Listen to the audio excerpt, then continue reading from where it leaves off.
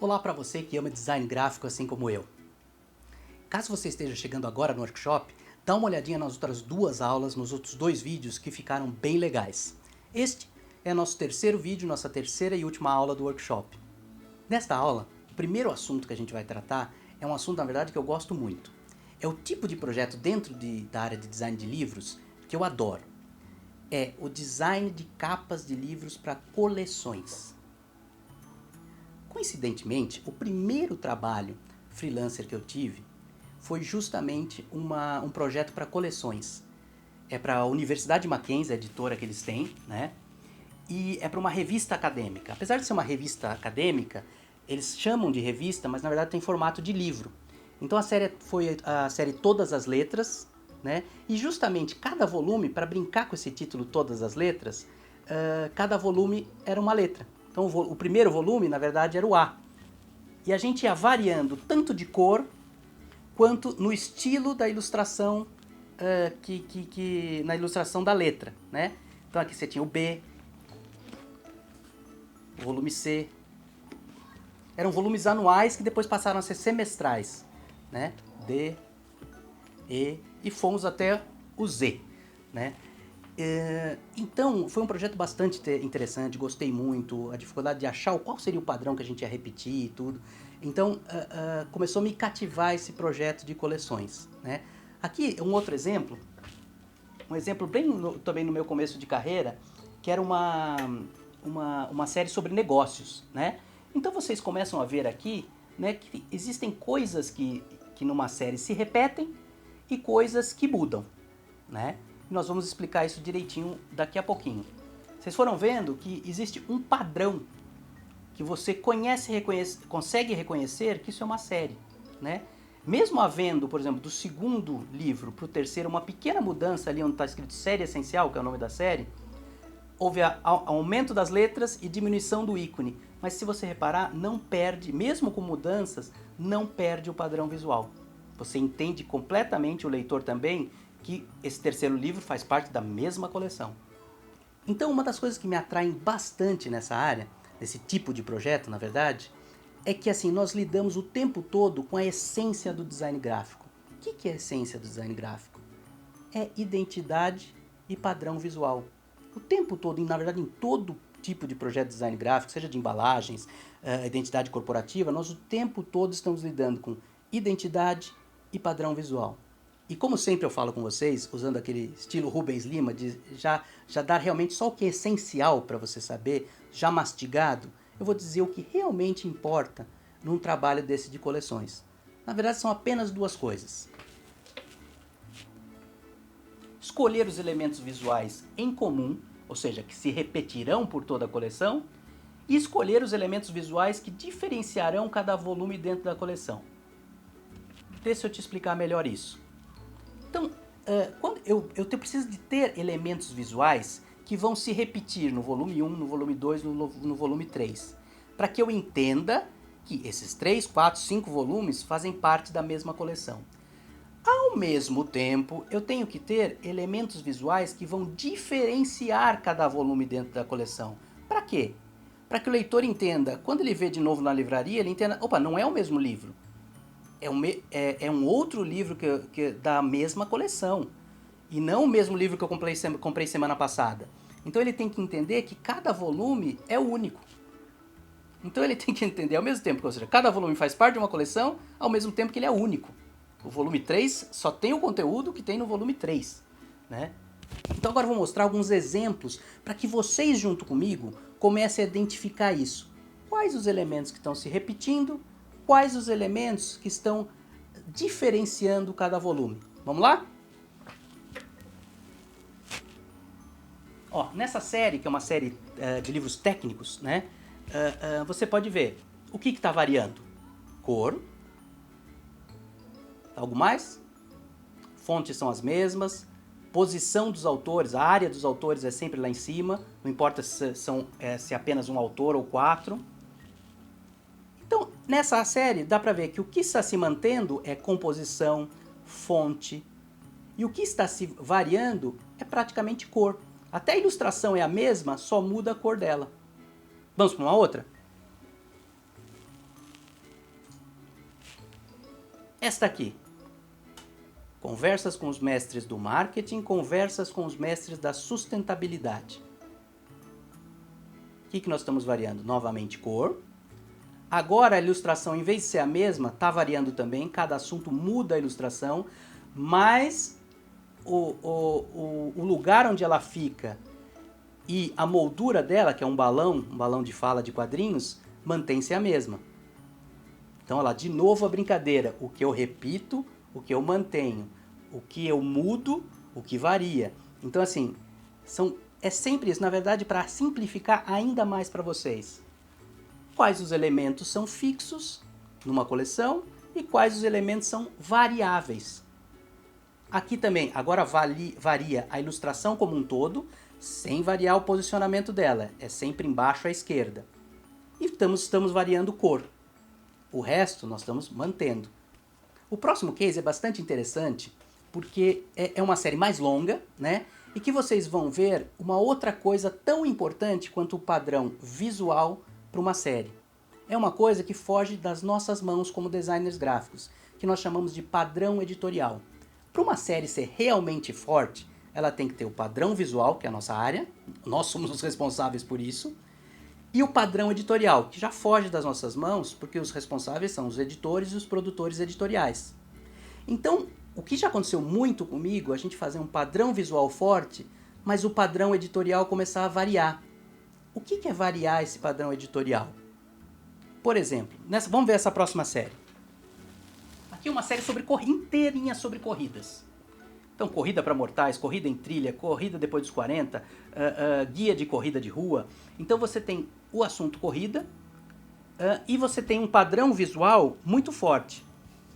Um padrão visual bem forte. Então, assim, que você rapidamente capta que são todas da mesma série. Porque nós estamos mudando cor e imagem a foto, né? Por exemplo, nós temos um padrão visual no primeiro número, o azul, que você tem autores, depois vem o título, depois vem quem faz o prefácio, uma frase de chamada para o volume e o logo da editora. Se você for ver, o padrão editorial se mantém para o segundo número. Autor, título, aqui em vez de um prefácio tem dois, mas eu tenho uma área já pronta para onde colocar o prefácio, e a chamada do volume. No terceiro, vamos ver se você consegue captar o que está faltando. Exatamente, já se alterou o padrão editorial. Eu tenho autor, título, prefácio e não tenho mais chamada. Então, o que seria simples para a editora falar, não, poxa, todos os volumes têm chamada, vamos criar uma chamada também para esse? Não, esse não vai ter chamada. Então, ou seja, o padrão visual se mantém, o padrão editorial, começa a variar. Sinal de alerta. Nesse aqui, o quarto volume marrom, o que tem de diferente? Não tem prefácio. Então, poxa, o padrão editorial, se você mantivesse um padrão editorial, você exigiria que esse volume deveria ter um prefácio. Porque nós, na nossa parte visual, nós já saberíamos aonde que ele iria. Aonde? Como em todos, junto com a imagem. Outro padrão, vamos ver se vocês descobrem o que existe aí de padrão entre as imagens. O que elas têm de diferente, o que elas têm de similar? Bom, quem falou o corte um pouco acima do quadril, acertou. Ou seja, o bacana dessa série é que todo o foco das imagens está nas pernas. E isso se repete em todos os volumes. E eu estava contente, porque a gente estava conseguindo aprovar as imagens tudo dentro desse padrão. Bacana, o padrão editorial está sendo respeitado pelo menos quanto as imagens. Vamos ver mais dois números?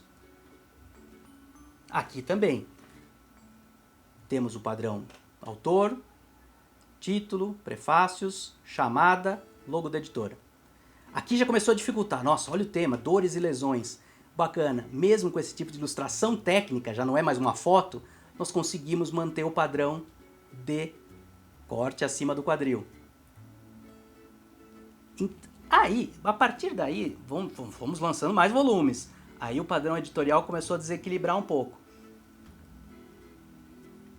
Já começou a surgir a primeira imagem, que foi pedida pela editora, não, nós queremos ver uma imagem de um corpo humano, o coração batendo, tal, eletrocardiograma por trás, tal.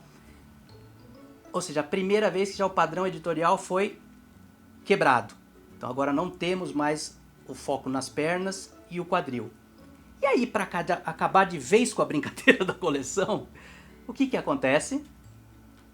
Vem um negócio totalmente fora do padrão. Porque acharam que esse Jeff Galloway, que é bem claro, é conhecido da revista Runner's World, é conhecido para quem é super fanático por corrida, mas não é conhecido principalmente aqui no Brasil, né? Mas não acharam, não vamos, quebra o padrão das pernas, nós temos que pôr a cara do sujeito.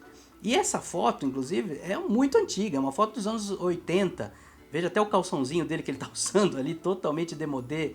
Então, assim, preferiram colocar uma foto antiga, démodé, do que seguir o padrão visual e editorial da série. Vejam aqui que eles nada mais fizeram que pediram para eu colocar uma foto do livro original do Galloway. Inclusive, coitado, tirando a mulher que estava do lado dele lá, né?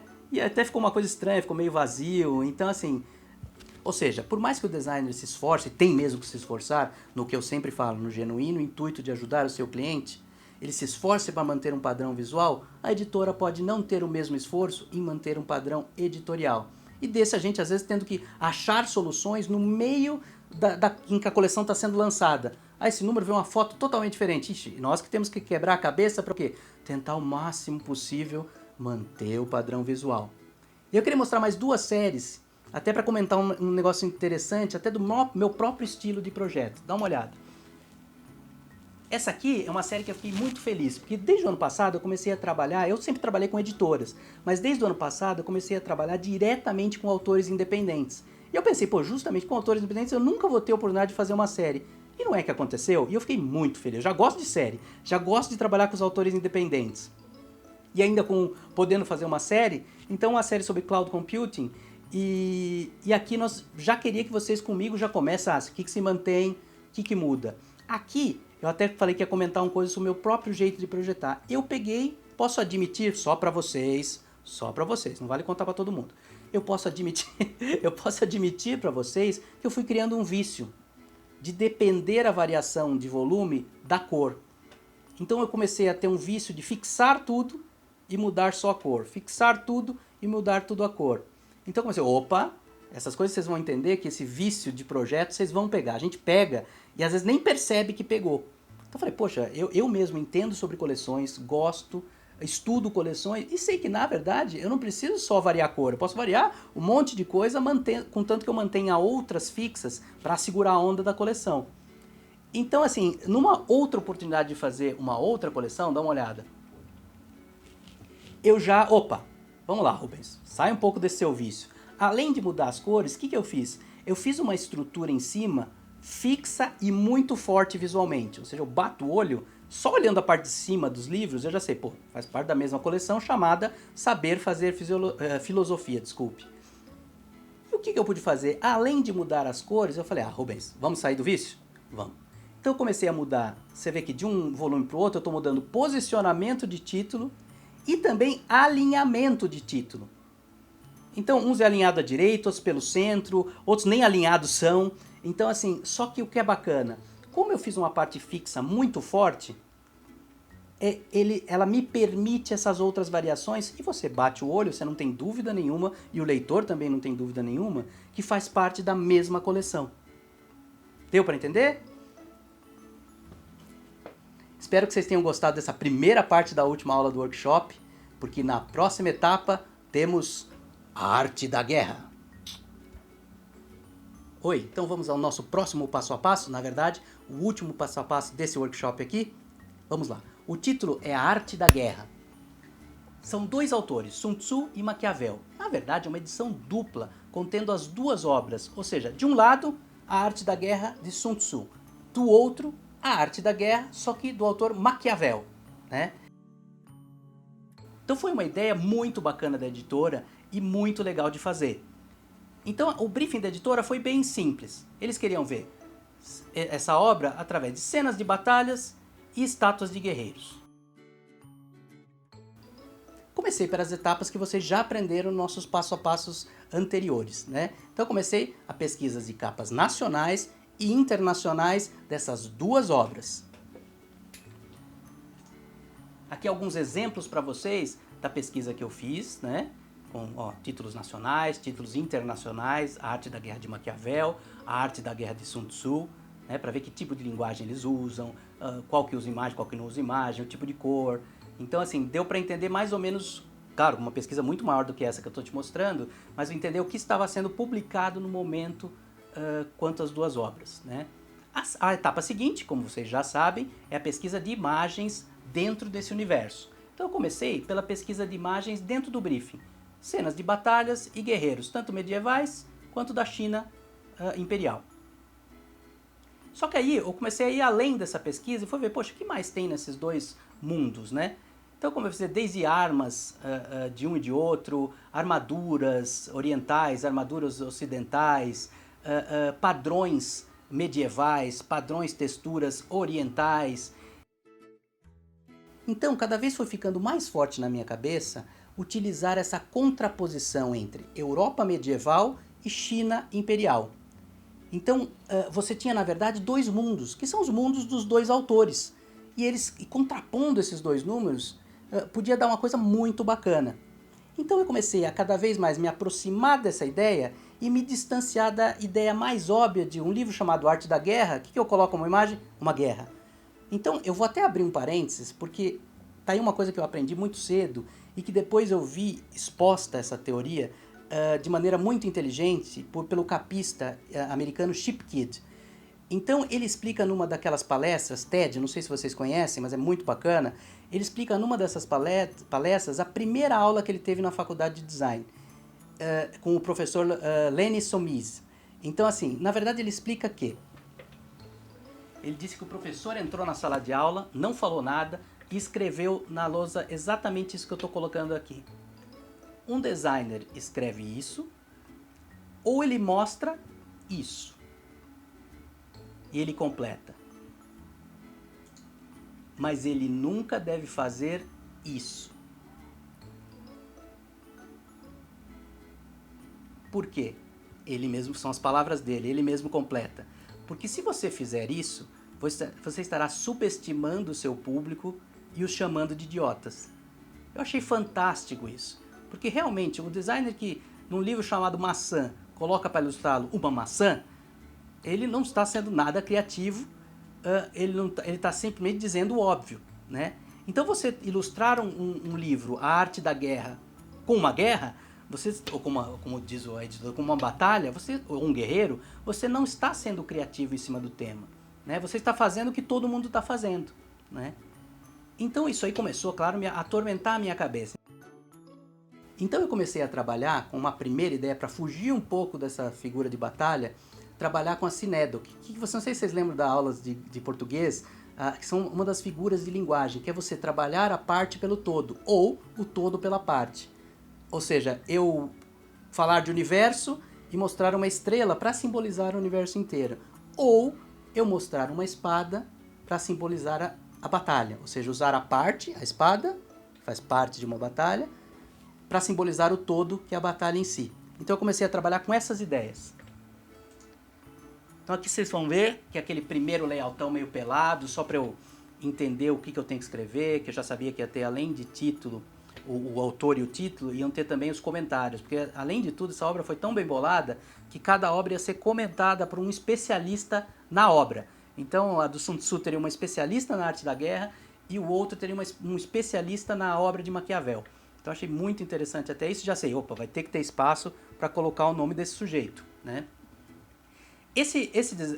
O bacana é que, assim, por exemplo, essa primeira etapa, esse layout mais, que eu chamei de, nas aulas anteriores, de pré-layout, você vê que eu coloquei qualquer espada, até essa espada da direita, ela nem é chinesa, ela é japonesa, né? Mas só para o quê? Para soltar logo as ideias que já tinham saído dos primeiros rabiscos, que infelizmente eu não guardei os rabiscos dessa obra, por isso eu não posso mostrar para vocês, por isso que eu estou partindo direto para o layout. Mas claro que antes disso, houve aqueles rabiscos, ideias, onde que eu vou explorar, espada, texturas, capacetes, armaduras. Eu sabia que eu ia começar a brincar com esse negócio da parte pelo todo, né? Ou todo pela parte. E aí esse layout foi se desenvolvendo para um próximo layout, né? Agora já trabalhando com as armas e também com a figura guerreira, do guerreiro por trás. porque eu achei que acabou ficando duplicado, né? A arma e o guerreiro com a arma, talvez tenha ficado um pleonasmo, vamos dizer assim, que é outra figura de linguagem. Tá? Esse layout acabou ficando um dos layouts que foram apresentados, que é esse daqui. Então você vê que eu acabei brincando com duas coisas.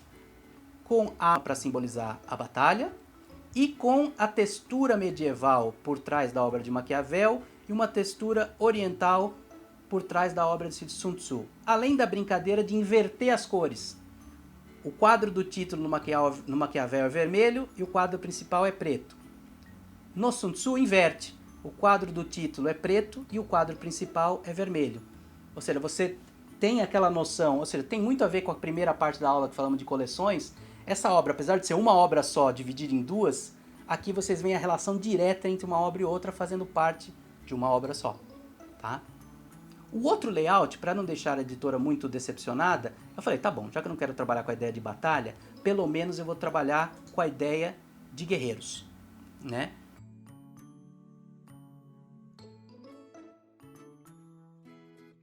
Então vocês veem que o raciocínio que eu usei é o mesmo.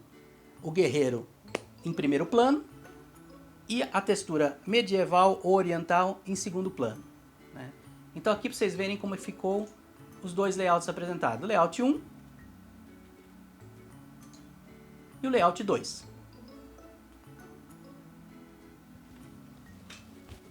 Aí eles foram apresentados, eu entreguei esses layouts para a produtora editorial. Então só para vocês entenderem, outro parênteses para vocês entenderem um pouco como é que funciona a hierarquia, pelo menos nessa editora, mas é um quadro que representa muitas editoras que se estruturam assim. Então você tem o produtor editorial, que é o profissional que trabalha direto com o capista terceirizado. Né? Desse produtor editorial, ele responde para um editor, e esse editor responde para a diretoria. Tá? Nesse caso aqui, a produtora editorial, que era responsável pela obra, ela respondia direto para a diretoria, o que é bem mais difícil. Então eu entreguei os dois layouts, as duas opções de layouts da obra para ela, e ela já apresentou para a diretoria. E aí teve o retorno. Com o retorno, eles me passaram o seguinte, ela me passou o seguinte, Rubens, olha, o pessoal da diretoria gostou muito das duas opções, mas eles queriam muito ver uma opção com imagens de batalhas. Eu falei, putz, eu achei que com essas duas eles iam esquecer essa opção. Né? Falar, não, nem vão lembrar das batalhas, vão gostar tanto que... Não, eles gostaram e ainda assim queriam ver como é que ficaria a ideias deles. Né? Falei, não, bacana, né?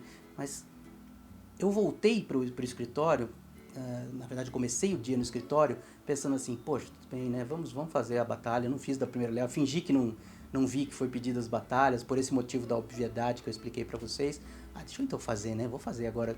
Só que no meio do dia eu comecei a pensar, gente, mas é uma grande oportunidade. Se eu der essa cena de batalha agora para eles, eles vão aprovar, acabou e acabou a chance de ser diferente.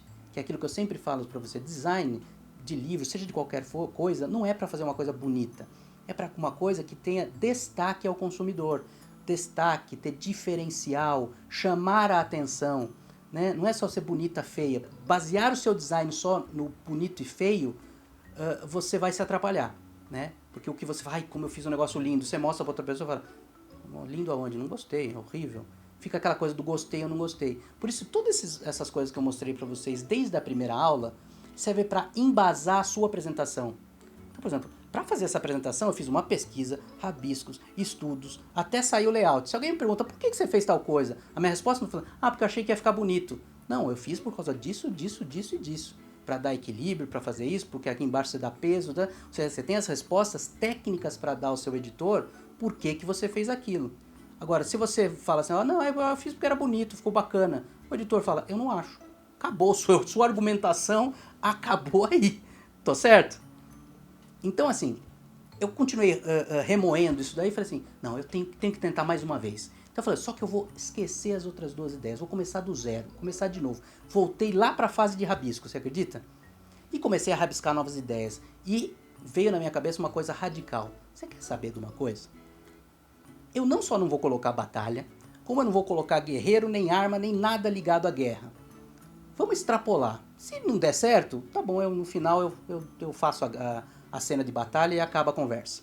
Eu falei, não vou fazer, fazer um negócio diferente. Então eu comecei a estudar com algumas formas que, para mim, representassem, mesmo de maneira sutil, o medieval, o oriental. Então comecei a brincar com essas formas. Né? Ainda mantendo para um a cor vermelha, para o outro a cor azul. E comecei formas que, por exemplo, lembrasse uma coroa medieval, mas você vê que é bem sutil, né? Não é que você pensa, olha, isso aqui é uma coroa. Não, lembrava pra mim, pros outros provavelmente não. Formas arredondadas, que eu pensava em dragão chinês, em algumas coisas assim. Falei, pô, que saía esse gestual aqui que sai? E comecei a brincar com essas formas. Aí eu falei uma segunda etapa, falei, poxa vida, e pra dar, lembra daquela contraposição entre Europa medieval e China oriental? Falei, poxa, e se eu trouxe isso talvez eu possa trazer de volta. E trouxe na forma de texturas, que na verdade são tapeçarias. É uma tapeçaria chinesa e uma medieval. Ou seja, eu posso simbolizar os dois mundos sem falar de guerra. A guerra já está no título, a arte da guerra. Vai falar sobre o quê? Não, sobre guerra, né? Ou seja, eu não preciso representar isso visualmente. Então assim, poxa, então fica uma solução elegante, sutil, né? Ou seja, uma solução do nível da obra, né? Então eu gostei tanto que eu falei, eu vou conversar com a produtora editorial. Eu mando por e-mail e depois ligo para ela. E conversando, ela falou, nossa, Rubens, eu adorei essa ideia. Adorei, vou mostrar. E lá foi ela e mostrou para a diretoria. Eu fiquei numa ansiedade naqueles dias que ela não me retornava. Eu falei, ai meu Deus, o que eles vão achar? Vão falar, poxa, esse cara vai fazer ou não as batalhas que nós estamos querendo? Eu falei, eles vão falar, nossa, ficou magnífico, tá aprovado, vamos esquecer tudo. E fiquei naquela expectativa, né? E aí tive finalmente o retorno da produtora. Olha, Rubens, eles gostaram muito do layout. Acharam espetacular. Só que, eu falei, só que eles queriam ver esse layout, sabe, dentro dessas formas? Eles queriam ver como é que ficam cenas de batalhas dentro dessas formas. Então, ou seja, eles não desapegaram das cenas das malditas batalhas. Então eu falei, ah, meu Deus. Só que agora eu não tinha mais argumento. Tinha que fazer. E ela falou uma coisa que eu achei muito legal. Ela veio para mim, Rubens, posso pedir para você confiar em mim? Eu falei, claro, eu confio em você, você é uma ótima profissional, claro que eu confio. Então confia em mim e me faz o negócio das batalhas, me manda os dois layouts, já em uma resolução legal para eu poder mostrar. E eu me viro com eles. Eu falei, tá bom. Então lá foi ela apresentar. Fiquei naquela ansiedade, o dobro da ansiedade anterior. E ela foi lá, apresentou, falou, Rubens, tá aprovada essa daqui.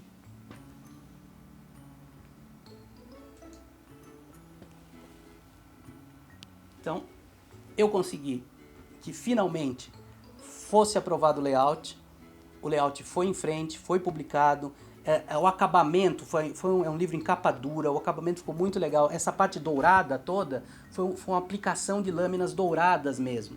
Então ficou muito elegante, muito o diferencial dessa obra. É só colocar essa obra ao lado das outras que foram lançadas, daquela primeira pesquisa que a gente fez. Veja o diferencial que é. Como ela é diferente, como ela chama a atenção das outras, da mesmice que são as outras. Então realmente eu falei, poxa, essa editora permitiu que a gente fizesse um layout bacana, fosse aprovado até o final e tivesse na livraria realmente um layout de alto nível.